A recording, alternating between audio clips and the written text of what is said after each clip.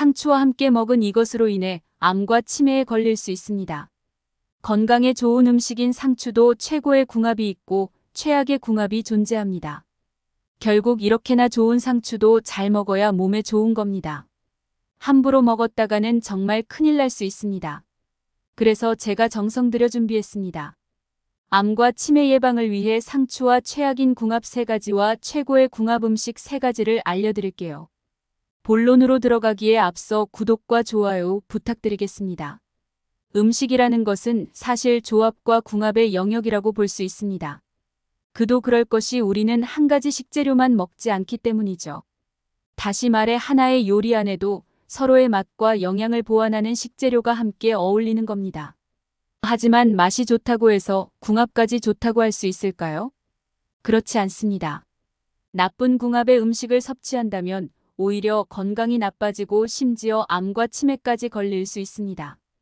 오늘의 주인공은 바로 상추인데요. 상추는 다양한 영양소를 풍부하게 함유하고 있는 종합 비타민이라고 할 수 있죠. 가격도 저렴하니 부담스럽지 않습니다. 특히 상추는 각종 비타민과 식이섬유 등을 골고루 갖춘 식품입니다. 하지만 건강에 좋은 상추도 같이 먹으면 되려 건강을 해치는 음식들이 여럿 있습니다.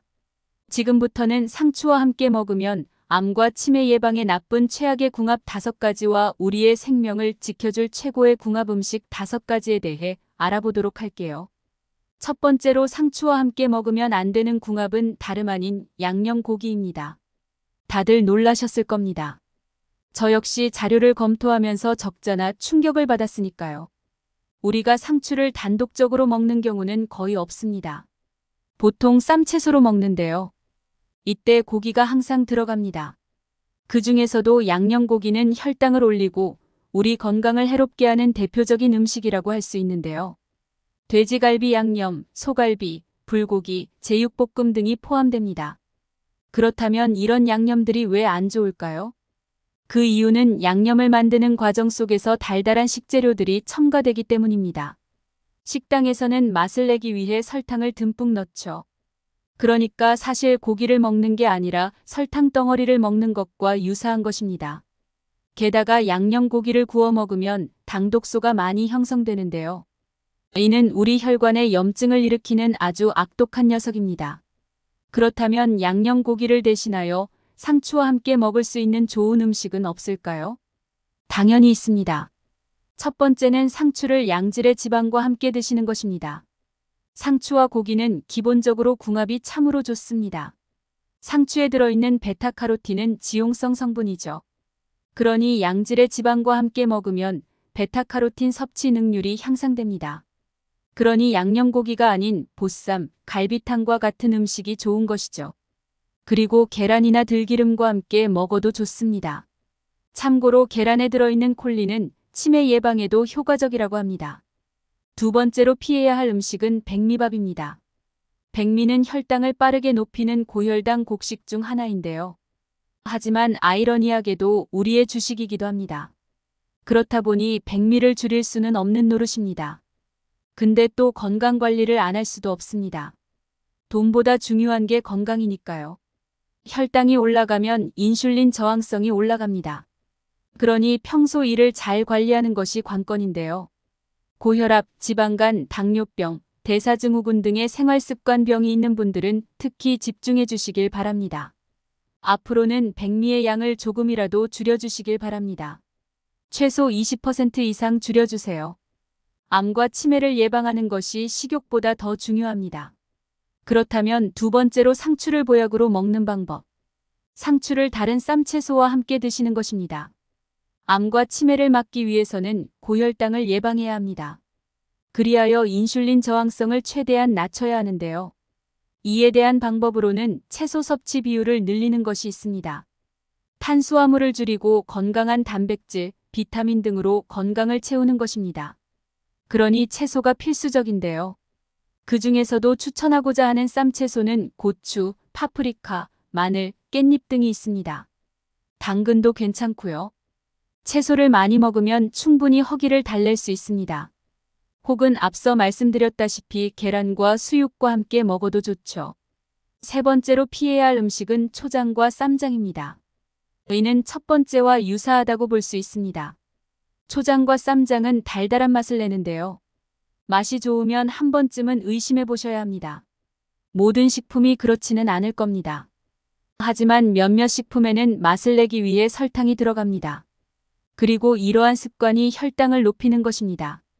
이에 따라 의학방송에서 자주 말하는 혈당 스파이크 현상이 일어날 수 있는 것이죠. 그러니 부디 평소 달달한 음식만큼은 피해 주시길 바랍니다. 요새는 젊은 사람들이 탕후루라는 과일 음식을 먹더라고요. 그런 걸 먹었다가는 당뇨병으로 일찍 세상을 뜰 수 있습니다. 그렇다면 우리는 상추를 어떻게 먹는 것이 좋을까요?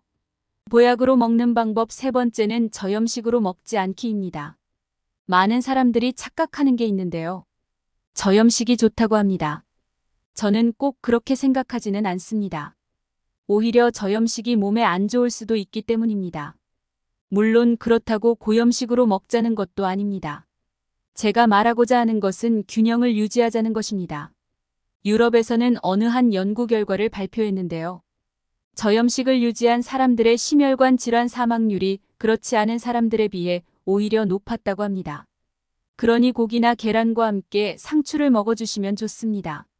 왜냐하면 고기와 계란에는 어느 정도의 염분이 있기 때문입니다. 혹은 국과 찌개도 괜찮겠죠. 더불어 소금도 일반 소금보다는 히말라야, 핑크 같은 고급 소금이 괜찮겠습니다. 네 번째로 피해야 할 음식은 비빔면과 비빔국수입니다. 비빔면과 비빔국수와 상추의 맛궁합은 정말로 끝내주는데요. 저도 여름에는 종종 그렇게 먹고는 합니다. 하지만 비빔면과 비빔국수는 혈당을 단기간에 높이는 아주 안 좋은 음식입니다. 일단 당연한 소리부터 하고 넘어갈게요. 밀가루는 혈당을 많이 올리는 음식입니다. 그런데 비빔소스는 어떻죠? 달콤합니다. 즉 설탕으로 인한 혈당 스파이크를 야기할 수 있습니다. 그러니 부디 밀가루 음식은 평소에 줄이시는 게 좋습니다. 그렇다면 우리는 상추를 어떻게 먹는 것이 좋을까요? 보약으로 먹는 방법 네 번째는 상추를 몇 끼 식사마다 드시는 방법입니다. 상추는 가격이 비싸지 않고 저렴한 채소입니다. 그렇다 보니 전혀 부담되지 않는데요. 상추를 하루 두세 번 정도 나눠서 식사 때 섭취하면 참 좋습니다. 게다가 상추는 불면증 예방에도 효과적이라고 해요.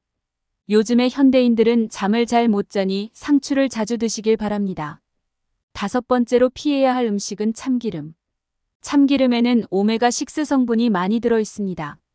하지만 오메가6는 과다 섭취 시 몸에 좋지 않습니다. 따라서 오메가6 기름을 줄여야 암과 치매 예방에 도움이 될 수 있는 건데요. 그렇다면 우리는 어떤 상추를 선택해야 할까요? 당연히 신선한 상추를 골라야 합니다.